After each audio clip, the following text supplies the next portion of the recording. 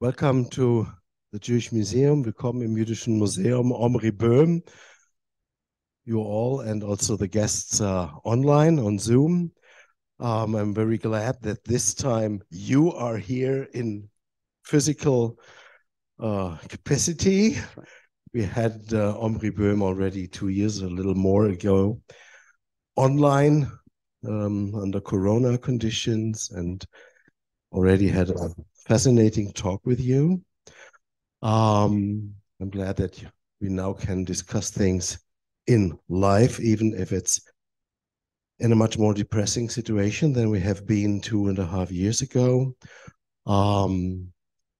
We invited Omri already in spring for the program accompanying our exhibition, A Place of Our Own, with a slightly different defined subject, where we wanted to talk more about the conflicting memories and strategies of forgetting in Israel and Palestine. But now all this is taken back by presence of violence, massacres, and everything that we will talk about tonight. Omri Boehm is a philosopher who is doing detours into political theory in a very productive and sometimes also even provocative way, and very fruitful way. His book about the Haifa Republic, as it was named in English, or Israel, eine Utopie, in 2020, produced a wide discussion about one state, two state, or even more state solutions, or ideas or principles, and that will also be one of the subjects that we will touch upon tonight. His last book, Radical Universalism, Radikaler Universalismus, is a very substantial criticism of Identitätspolitik and identitarian concepts of statehood and sovereignty, which is also a subject that in one way or the other we might touch tonight. He's teaching at the New School Social Research in New York, but for a year now you're at the Wissenschaftskolleg in Berlin. That made traveling a little easier for us. And you will give us a short introduction tonight, then we'll have the chance to discuss matters of what does it mean to have no safe haven, and what is different since October 7, and in what kind of a situation we are after these horrible events. And I just ask you to give us an input, and then we will have a discussion here on the stage, and then we will also open the floor for your, let's say, questions rather than papers. You know all the problem. So we also, when we have the discussion open for everybody, try to be concise, that we have the chance for as many of you as possible to contribute to the discussion. Thanks a lot. Omri, it's yours. Yeah, well, thanks very much. Maybe the first thing I need to do is to apologize slightly for my cough. Once the microphone was opened, I wouldn't like to cough into the microphone. I'll try to avoid that. The first thing that I'd like to say is that I think Hanno doesn't know it, but he was the first person who invited me to give a paper in Europe on Haifa Republic once it came out. It was very early on. In North America, it was more discussion. But here suddenly came the email from Hanno and an invitation to speak, and that was derailed by the Corona crisis. It was still, for me, one of the most memorable conversations on Zoom. It was earlier on, it was Corona times, and it was a great discussion. So it really is a special pleasure now to be here in person, not just a polite way of saying it. I also remember one question that Hanno asked me later in email and was a real challenge, and I never got to answer. A real difficulty in my book, you may have forgotten, but I haven't. I don't know, I think that today will not be probably the day to go back to such details about the structure of federation in the Israeli-Palestinian context. The questions have changed slightly.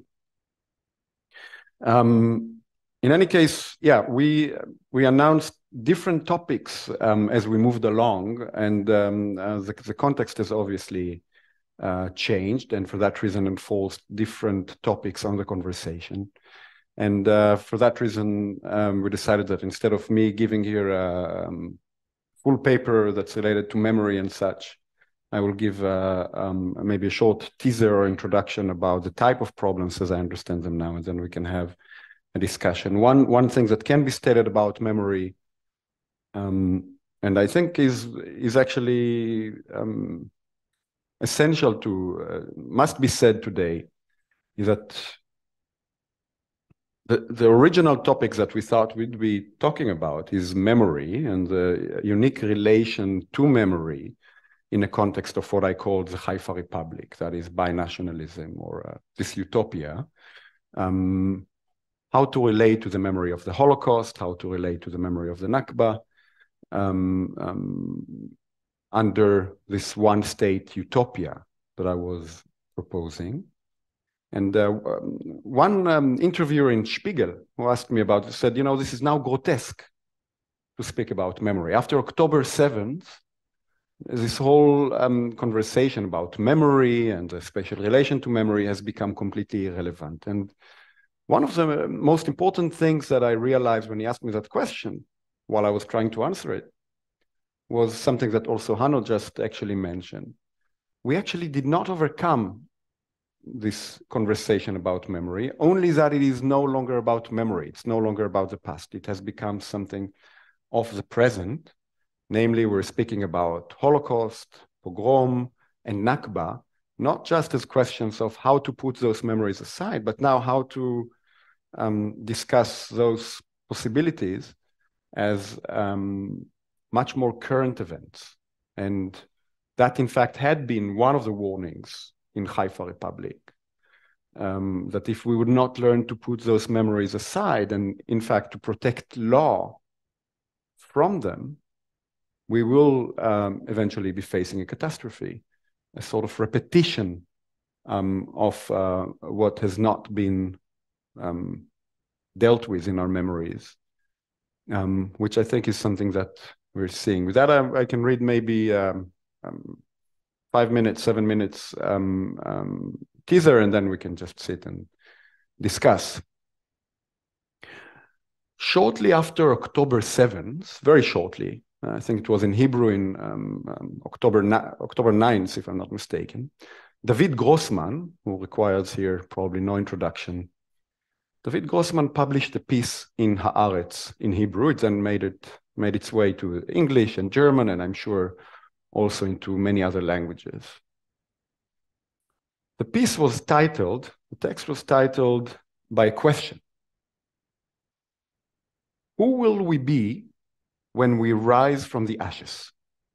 Who will we be when we rise from the ashes?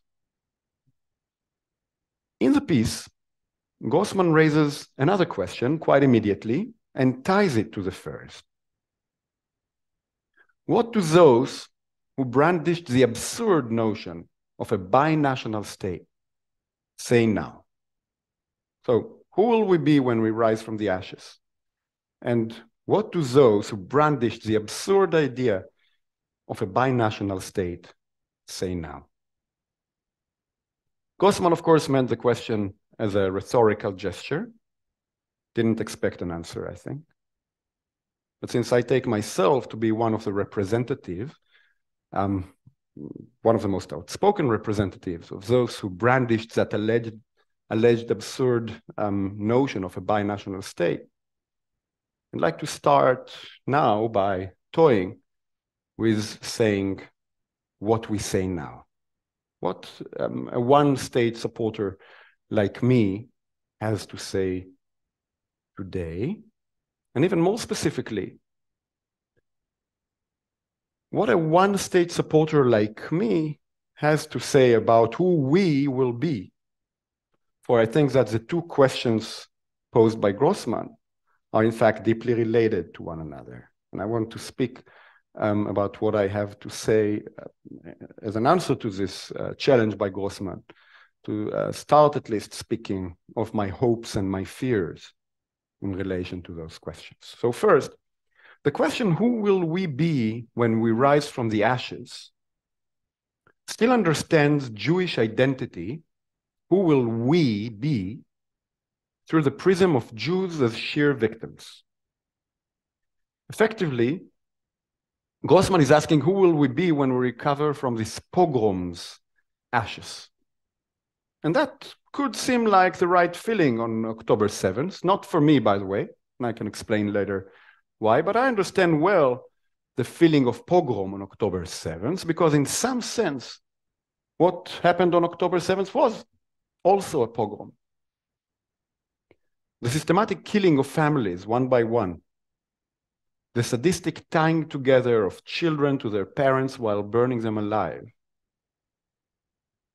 the systematic rape of women and abuse, including sexual mutilation of bodies, celebrating these crimes publicly on social media, rather than hiding those crimes. All this belongs to a logic of systematic dehumanization of Jews that could not be separated from Hamas' anti-Semitic covenant of 1988, stating, for example, and this is now a quote from the covenant, "The day of judgment will not come until Muslims kill the Jews. And when the Jew will hide behind stones and trees, the stones and trees will say, 'O Muslims, there is a Jew behind me. Come and kill him.'" End quote. I wouldn't be surprised if this exact line, well known in some circles, this anti-Semitic genocidal image, was alive in the minds of those who conducted the massacre of October 7th. In fact, those who conducted this massacre seem to have thought that that very day has arrived. An author like Grossman was speaking understandably, if wrongly, I will argue, from this perspective. But as I hinted, I think that understanding October 7th as a pogrom is also very misleading. To speak of that massacre as a pogrom is to place it in a long history of persecution of Jews, where Jews were in the minority without a state, and the state itself welcomed the massacre, either by neglecting to prevent it, and more likely and commonly by encouraging it and participating in it. On October 7th, the Jews who were massacred were citizens of their own powerful state, and those who conducted the massacre were themselves stateless and under Israeli occupation, control, and at times persecution. Those who asked to reduce October 7th as a pogrom took a step in a direction that viewed Israelis as helpless victims, and therefore in the direction of releasing Israel from its moral and legal responsibility as a sovereign state with clear occupation ambitions in that very region. As a regional superpower, Israel must be strictly responsible for what it does. Pogrom victims did not have such responsibilities. Back to Grossman. The question, who will we be, should have been already on October 7th, not just about when we rise from the ashes, as if we were pogrom victims. But already then, it was clear, who will we be after we end the war that we're going to fight?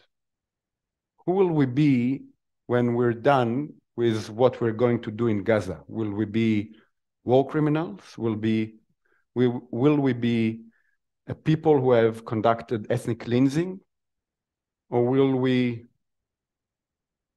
understand that the relation that we have to our very identity has everything to do with our commitment to morality, and to understanding ourselves as agents with political responsibilities.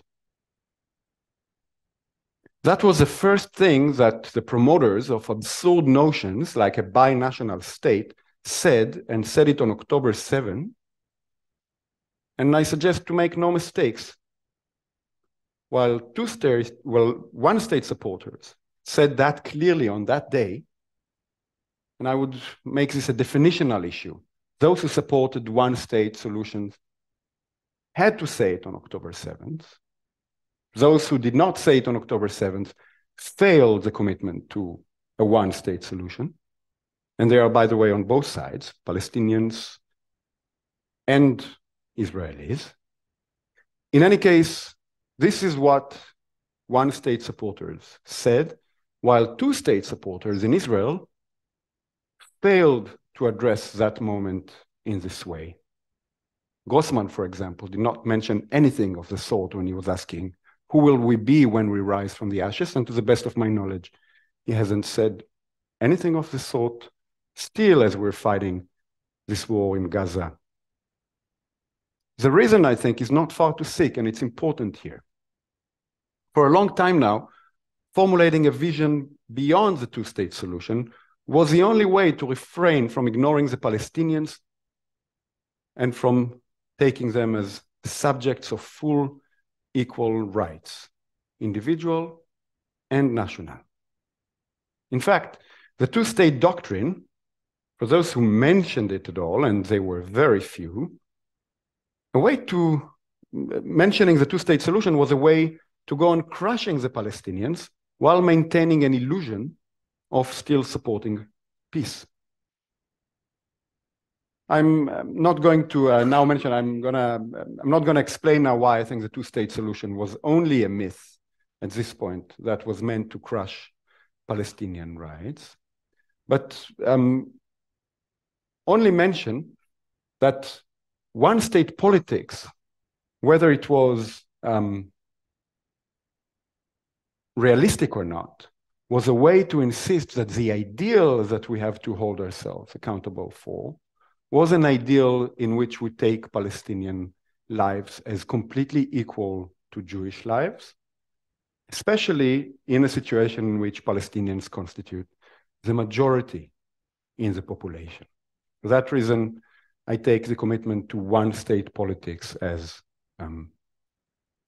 the one that would on October 7th be committed to protecting the lives of Palestinians, whereas the commitments of those who have consistently clung to two-state lingo when they knew that it had to be given up, have in fact already given up on defending Palestinian lives. There is a doctrine that's originally coming from Kant and also found its way into international law. It is the idea that when you fight a war can be legitimate only if it is fought with a prospect for peace. A war that is fought without the prospect to peace with the people with whom you fight cannot be a legitimate one. It's a total war. It's a war that's supposed to end with subjecting another people, with annihilation, but not with the necessities of peace. Those of us who understand that in the region there will not be a two-state solution and that the two people will have to learn to live together, no matter how far-fetched that is, that if there will be a peace in this piece of land, it will be by a one-state solution and not a two-state solution. Understand that in order to understand this commitment, the commitment to fight this war with a prospect for peace, they have to do justice to this commitment, not just in the abstract, a commitment to peace, but a commitment to peace with the understanding that the only peace that there will be in the region is of the form of a one-state solution, which already includes a certain understanding of how we need to understand our obligations in relation to the Palestinians, given that, in fact, we'll have to think about them as our compatriots. Among other things, and with this I will stop talking and we can sit and discuss. Among other things, that will also, in my view, be the deeper answer to Grossman's question, who will we be? We will have to be not just the Jews who answer the question, who will we be when we rise from the ashes? But rather we will have to be Jews and Palestinians who are now together committed to the idea that we have to develop a certain form of cohabitation as the only prospect of peace. That is now very far-fetched, very difficult to imagine, but I don't know that there is any type of political process or any type of war fighting at this moment that can be legitimate without this deeper commitment to something that is utopian. We can talk.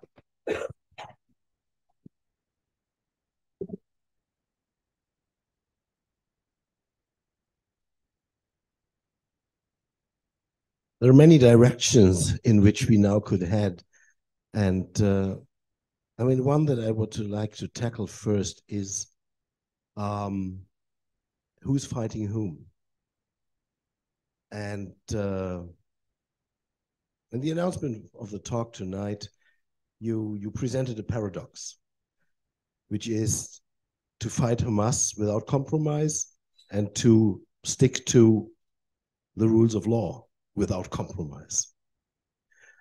And that also leads to the question, whom is the Israeli military fight against at the moment? They say they fight Hamas, but which kind of prospect they offer to those they say they don't fight? Right. So, which is the Palestinians.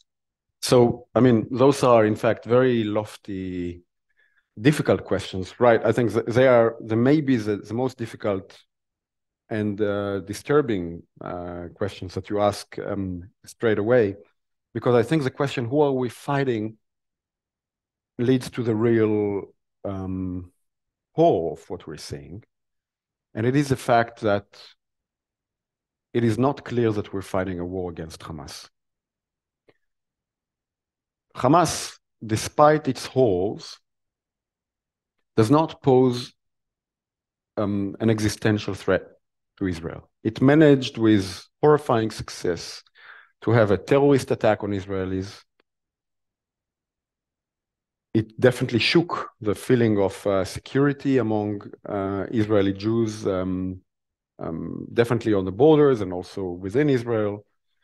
It has, in a way, the pogrom language is interesting here, because while I was insisting that it's not adequate, in some ways the inadequacy makes it even worse, right? Because if the Jews wanted to have their own state to prevent pogroms from happening, the crisis, the shockwaves that were sent through Israel when something like a pogrom was witnessed within Israel made things even worse. The horror suddenly became even more deeply felt. Nevertheless, Hamas does not pose an existential threat to Israel. The Palestinian people do. And that is a horrifying thing to understand, but it needs to be stated. To the extent that people understand the existence of Israel as the existence of a Jewish and democratic state, which currently does not have borders and will not give up on those borders.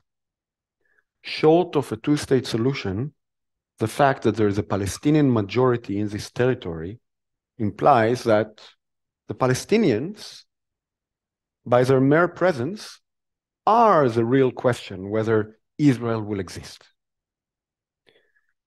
The demise of the two-state solution made that either fully conscious or partly conscious in the minds of people. And the real, I think, horrifying possibility is that we discover that the war we're fighting now is not against Hamas, but against this what people understand as a deeper existential threat, the Palestinian people. And that is why I think that the question of ethnic cleansing is so disturbing at the moment.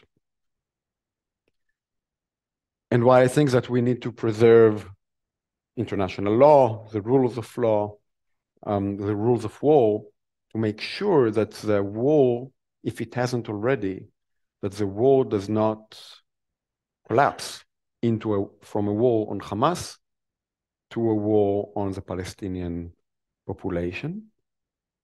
That's also why I think that the commitment to one-state ideals is so important today, short of the understanding that what we will have to transform is the idea that Israel's existence depends on having a Jewish state.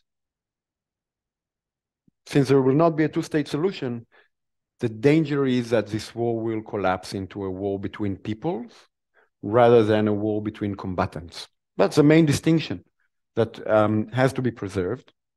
And I feel very much that the logic is such that that distinction will become, at best, blurry. I mean, when we come to the question of we, that Grossman is, with his pathos, putting in the middle of the discourse, knowing that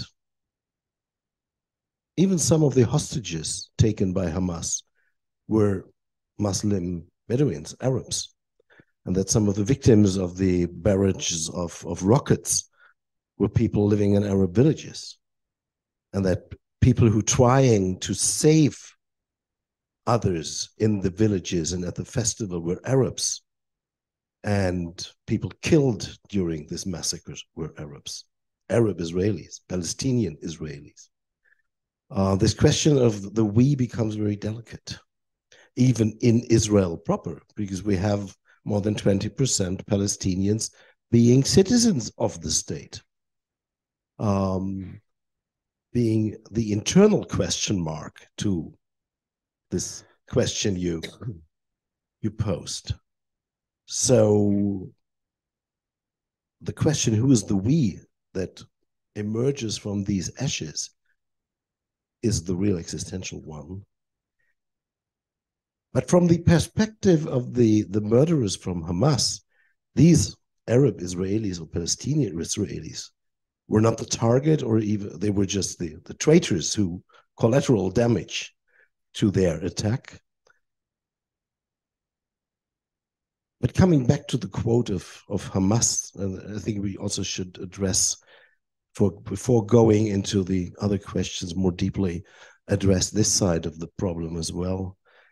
How it comes that the public image of Hamas, that has a clear anti-Semitic and also apocalyptic final days. I mean, this quote of the Hadith is a quote that refers to the final days, to the apocalyptic scenario when Muslims have to kill Jews as a preparation for the Last Judgment. So it's not only anti-Semitic, it's also apocalyptical final days thinking, like in some way, some evangelicals also waiting for apocalypse. So how it comes that such a poisonous, vicious movement that took control of the Palestinian society inside Gaza in the last 16 years still can be praised by parts of European left and also by parts of European right-wingers in the meantime as well, as a part of a liberation movement? And how could it be that this kind of naive applauding to this genocidal attacks I mean, can be? How it can be that people walk into the street and applaud just days after 7th of October? How was that possible? First, I mean, I don't want to answer too simplistically how it was possible. You said many things. I mean, you said many things. I want to comment on. Give a complicated answer. That's why I invited you. Right. It's always easier. It's always easier to give a complicated answer, right? I mean, You said many things. You started with the we and the relation to Arab Israelis and the we. I think that you were right to say that in Hamas's attack on Israel on October 7th, the Arab Israeli casualties were mostly collateral damage for Hamas. So unlike some, I'm not, quote unquote, impressed with the fact that there were also Palestinian, Israeli, and Bedouins casualties. I think that was not the intention, but that was an easily accepted part of the result. Collateral damage is a way to understand it. I don't think that it shows a complication in the concept of we in Israel. It doesn't show that as Hamas is attacking Israel, it's attacking a certain common nation that consists of Jews and Palestinian Israelis. And I think that is actually extremely important because don't forget, when October 7th happened, it was an historical day, it changed the course of history and politics in the Middle East and definitely in Israel and Palestine. However, it happened against the backdrop of another historical moment that was in the air and still hasn't been resolved, and that is the constitutional moment or the constitutional crisis even in Israel. When Hamas attacked us from without, we were fighting our own government, trying to destroy the country's democratic institutions from within. That fight was fought against the government to preserve Israeli, I wouldn't call it rule of law, but democratic institutions. But it was not fought with the Palestinians. And it was not fought in order to protect the Palestinians as part of Israeli society. And I think that is probably the best expression of the fact that there is no such a common we. When people say we in Israel, unfortunately, they do not say we together, Jews and Palestinians. That was very much what I was hoping to imagine how we can create that in Haifa Republic. As a footnote, by the way, I'll get to the I'm not forgetting the questions. I'll answer all of them and you will remind me if I don't. The one time that I felt something like that was possible, this is really just an anecdote. I mentioned to you personally, Hanin Majadli, earlier on, and a columnist in Haaretz. We once went to have an event together. She's a younger Palestinian Israeli woman in Israel who writes, was a columnist for Haaretz, and we were once going to go on stage together to speak English in the Cinematheque in Jerusalem. And the concept was, the conversation was supposed to be about identity, and we hadn't known each other before.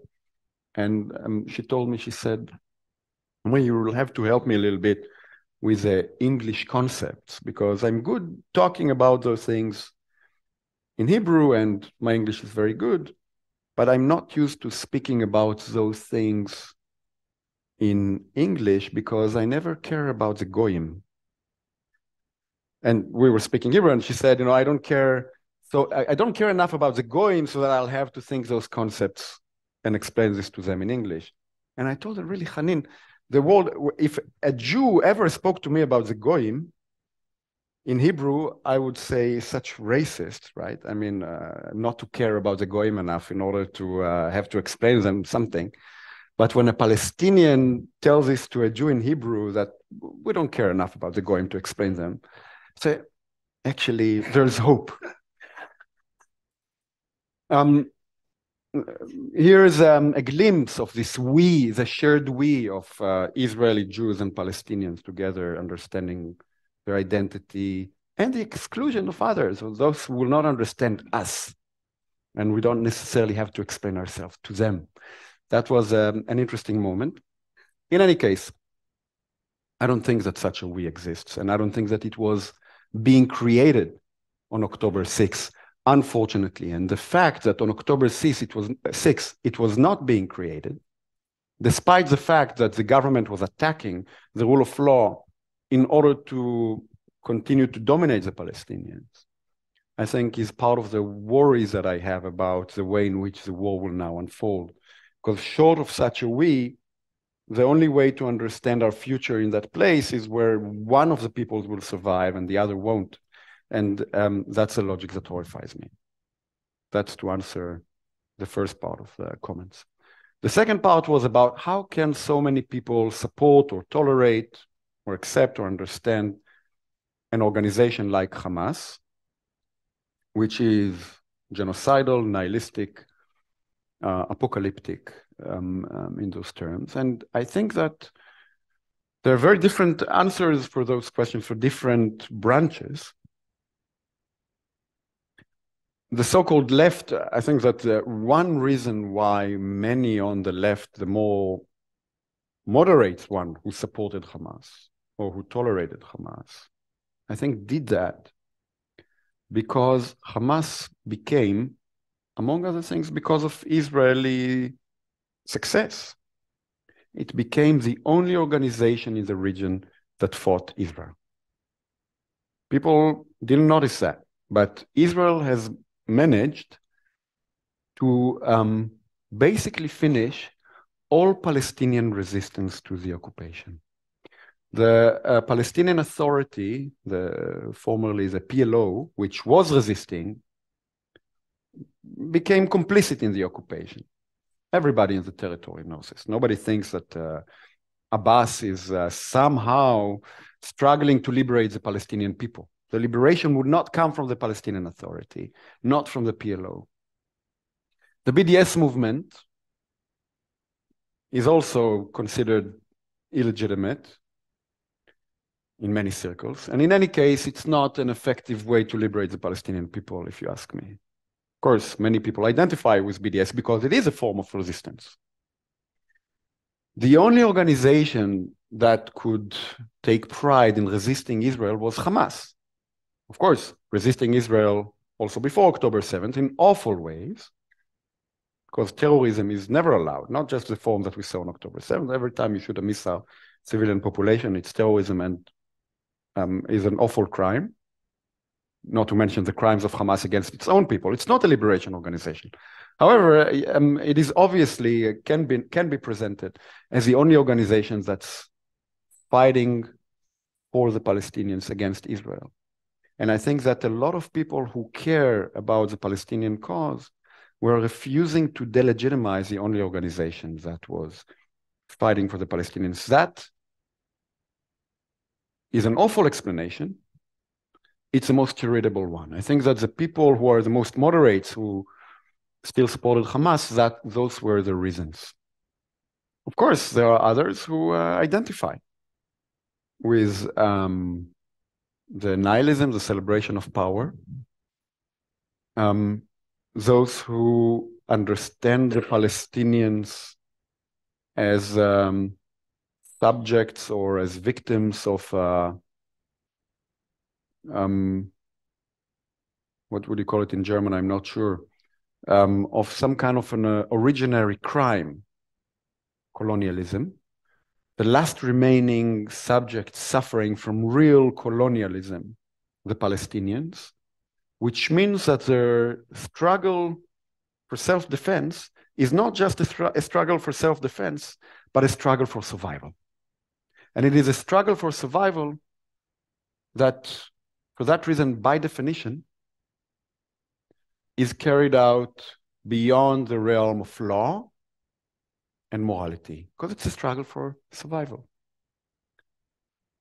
I think that the people who defended Hamas view the Palestinians in this way. I think that this is an awful mistake and nothing short of grotesque. Also the way to bring to the demise of the Palestinians. I think the Palestinians better not be represented by such an organization as this logic, but also they will be the victims of this logic. Among other things, because Jews know how to tell a very similar story. That is, that they are also the subjects of an original crime, namely the Holocaust. that pushes against the limits of law and morality as a war of survival. And we see those two forms of logic crash against each other. We're again going back to your first question, we're witnessing a situation in which a war is being fought not between two groups of combatants, but between two peoples, not with the prospect of peace. And that is a horrifying logic that has to be overcome. To repeat myself, but to try to bring things together, the two-state solution, if it had been viable, I would have my criticisms of it, questions about it, doesn't matter. The two-state solution, as long as it was a viable political agenda, it would have been a way to dismantle this logic, right? There would be a separation and both peoples would live. We need to see that short of this solution, we are in this logic of fundamentally illegal war that needs to be revised. I mean, this kind of war is creating its own language, not only its own violent reality, but it's also creating a language that people speak here. And all these terms in which the conflict is framed, and that is very much prominent in the public discourse on the so-called left. And that is something that puzzles me for quite a while very much, and I think it puzzles you too, is that all the so-called analytical and legal categories in which the understanding of the conflict is framed, from settler colonialism to apartheid to whatever you name, are not used seemingly to analyze anything, but in order to produce an image in which one side has a natural right to exist there and another side doesn't have this right to exist there. And so there are strangers and those who are at home there. So there is a kind of, the language creates a logic in itself that can lead to either separation or to expulsion, or it can be genocidal. And the most drastic example was now produced by Hamas. On one day, I mean, the toll was for one day, and this, in the way they did it, eye to eye, killing families, and I don't describe it. I mean, it produced the full horror picture in a very short moment. And what I dream always, being kind of optimist, like Avram Burg, today is better than tomorrow, is that must have at some point also a cathartic impact on somebody. Do you see that? At some parts of the scene? That some part of the scenes, they have a cathartic, so they some actually... kind of a cathartic impact to start to question this logic of we or the other, which simply means we and not the other. In my most optimistic moments today,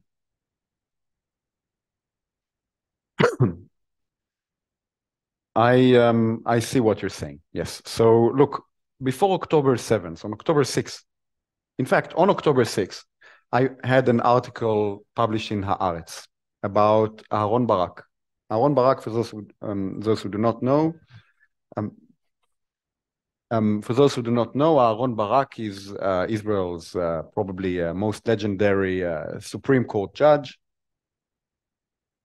He made a proposal. He's now in retirement. He made a proposal in the weeks prior to October 7th to solve the juridical overhaul with a certain constitutional suggestion.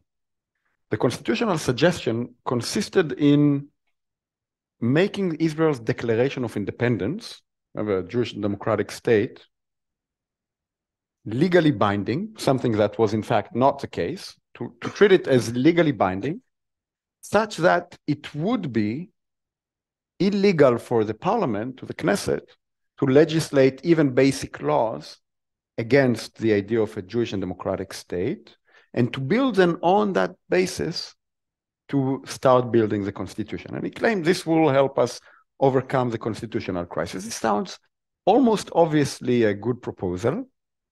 I had a piece on October 6th saying why I think it's an awful proposal. And I thought it was an awful proposal because when Israel's Declaration of Independence was signed, it was signed on the basis of separation from the Palestinians. There was to be established a Jewish state and a Palestinian state. And out of that recognition, people accepted the idea of a Jewish and democratic state.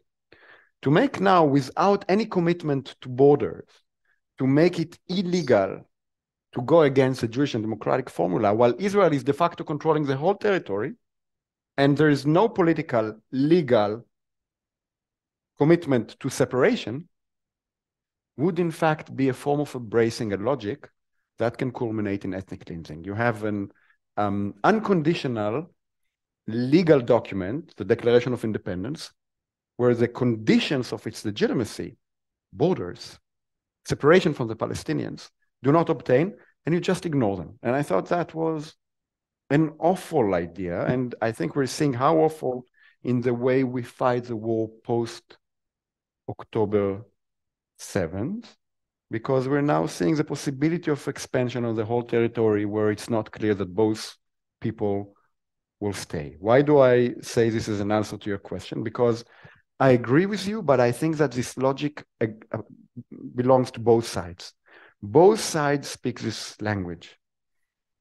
The post-colonial left has definitely embraced the lingo, the terms, the categories, to describe Israeli crimes of occupation that are embedded in colonialist language, which implies that the Jews do not belong, right? If in order to describe what's wrong with the Israeli occupation, you invoke the categories of colonialism, then you relate to Jews in this land as colonialists who do not belong. That is what's misleading about those categories, and that needs to be stated. I personally found the apartheid category more useful than the others. We can talk about that. I also think that categories, despite being often problematic, need to be used, and all categories have their limits. This is why critique is so important. We sometimes need to use categories if we know how to criticize them, and if we don't know how to criticize them, then we shouldn't be using them. On the other hand, doesn't mean that we shouldn't use them if they are the categories that we have. That's a complex conversation. But I think that the language and, in fact, the legal terms, this is why I mentioned Aaron Barak, the legal terms, the legal categories that fail to be committed to only one thing that's unconditional, that you cannot have a war between those two peoples in this land such that only one of them would survive. We don't have the categories for that. We have on the one side, even by, Aaron Barak, for those of you who know, Aaron Barak is, of course, a heroic figure in many ways, rightly considered heroic. He's done a lot of good, also some bad, significant bad. A lot of people in Israel would be shocked that I say that, but I think that has to be said. But the proposal distilled the logic in which the Palestinians' existence in the territory is in fact conditional, because the Jews' right to a Jewish and democratic state is unconditional, and by unconditional we mean also without commitment to the borders. And that's awful. Talking about Israel as a colonialist project is also awful. I think that we really have to insist that both are stated, otherwise we're begging the question each time. And we need to develop the language for an alternative. Now, look, philosophers now sitting and speaking about developing the language for an alternative when Gaza is being bombed and, we're burying our dead in Israel there's something almost grotesque about that, but I think it is urgent and necessary to start speaking about this today, because short of at least trying to propose such a logic, we will not be able to imagine the alternative. And I constantly go back into that point by saying you can only fight a legitimate war by fighting it with a certain image for genuine peace after. And that peace after can only be imagined by denying both sets of categories. The post-colonialists call it, and in this case, the Zionist, this form of Zionist. Just a last question before we open to all of you.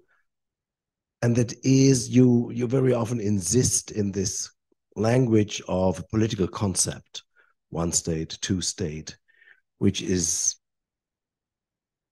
I also think, a bit of misleading, because your concept is going beyond these kind of political concepts and is rather a matter of principles and of language.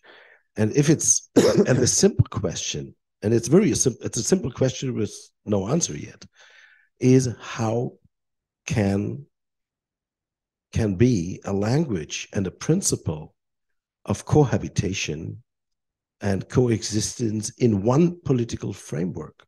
Because whatever kind of solution, call it state, cantonal, federation, whatever, would be developed following this principle, it would be some kind of thing that is not divided by a wall. That's right. Yeah. But by some kind of different organizational framework. I mean, if you simply look on the map of the territory as a whole, and the way populations are spread in this territory, and meaningful places, I don't call them holy places, but meaningful places and sites are spread over that territory. So why it's for you so important to always name it with these solution question, while what you talk about, in fact, is principles that somehow would steer the acts you perform today without having a solution in mind. I can give up on the word solution. There is a debate between some of the people who have read me, and don't tell anybody, I don't know where I stand on this debate. Some people, there's a big difference between the English title and the German title. I cared less about that difference. I shouldn't be admitting it, actually, but I didn't care so much about that difference, but some people really care. They say in German it's called Israel eine Utopie, which is not a solution in that sense. And in English it was called Haifa Republic, a democratic future for Israel, which invokes the language of an actual future. And the people thought there was a tension between the two. So where do I stand in relation to them? Look, if you ask me for giving you a description of how I think the future will unfold, I am the worst pessimist. I think that what I think is happening now is not promising. I think that the chances that we will see peace are small, and the price of not seeing peace has gone much higher than what it was, and it was very high for Palestinians. It's gone much higher now. And for that reason, I'm a pessimist, if you ask me about the future. When I speak about solution or principles, since maybe I'm a Platonist philosopher in the end, I speak about an ideal solution.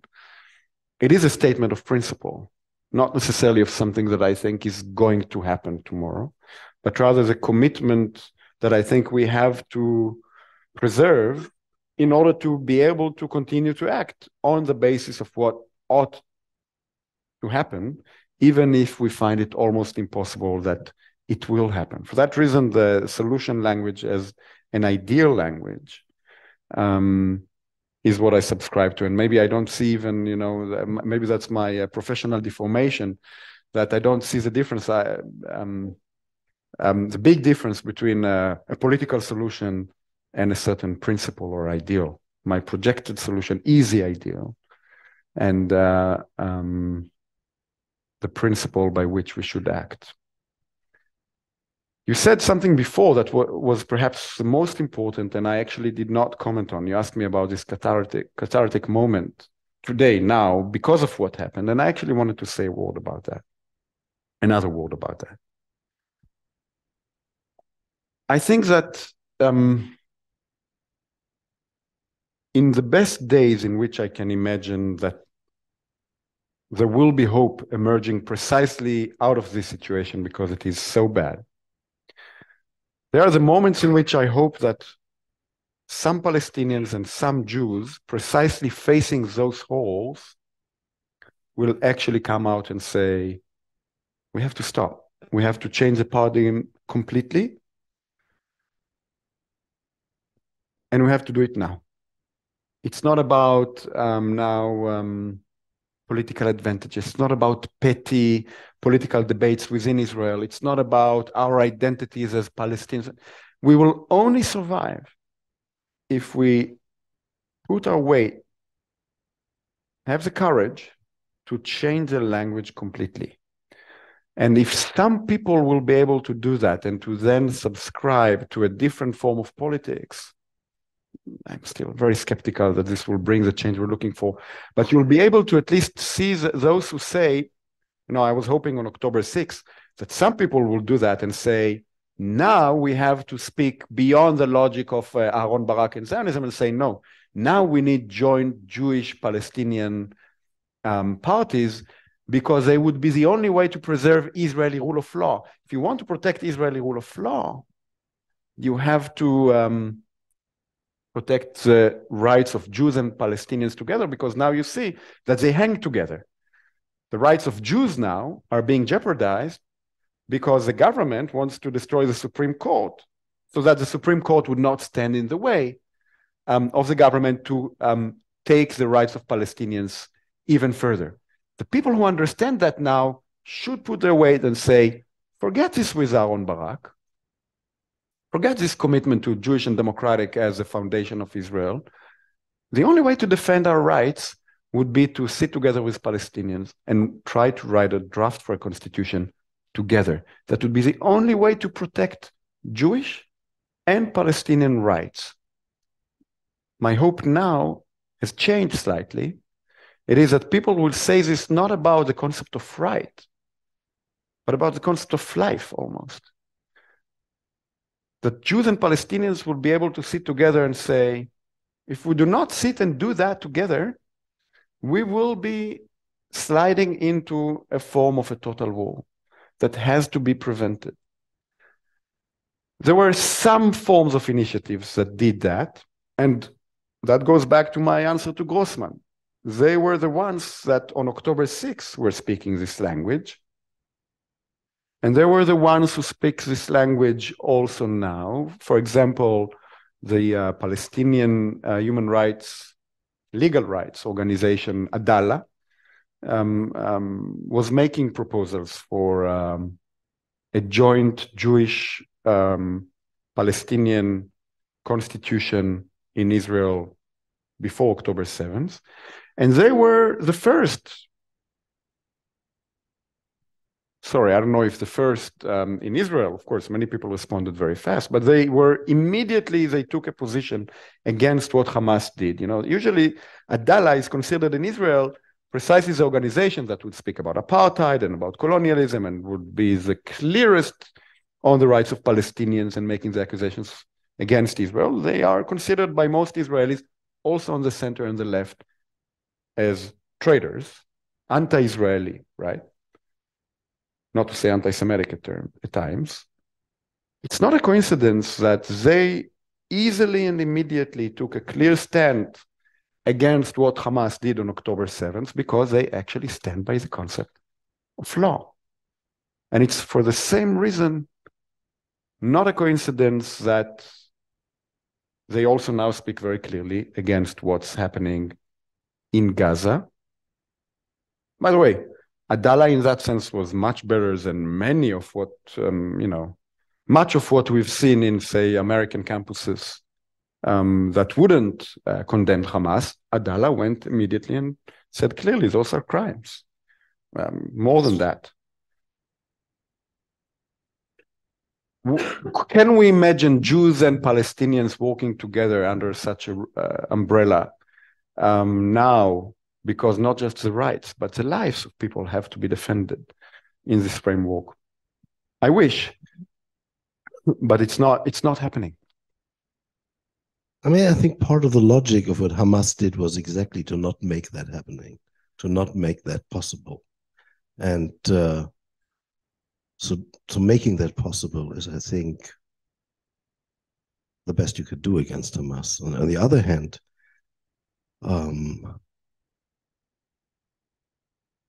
I also sometimes think, and I think Avram Burg also said that, if the Palestinians would stop this kind of resistance, it would be the greatest threat to some of the Israeli ideas of conquering the whole thing. That would be the most effective way of resistance, to not resist. I think Avram is only partly right about that. He has, if I understand him correctly, it's too bad he's not here, would have a good conversation. We will invite him anyhow. It's possible the conversation would be boring because we tend to agree about so much, but he has probably some kind of an idea of, something with Thoreau or Martin Luther King type of resistance. Part of the problem is that the Palestinians have stopped resisting in this way. The Hamas continues, but the large part of the Palestinian population, in fact, stopped doing that. And it didn't replace it by anything. Hamas replaced it, but no other form was developed. It's not enough to stop this form of resistance. Some other form has to emerge, and my own view is that BDS as a form of resistance is extremely poor means of doing that. Very easy for Israel to just treat it as illegitimate and ignore. But the forms of actual resistance and actual trying to put an alternative agenda on the table did not emerge. It's a necessary condition to give up on some forms of resistance. It's not a sufficient condition. Something would have to emerge that would replace it, and we haven't seen that emerging.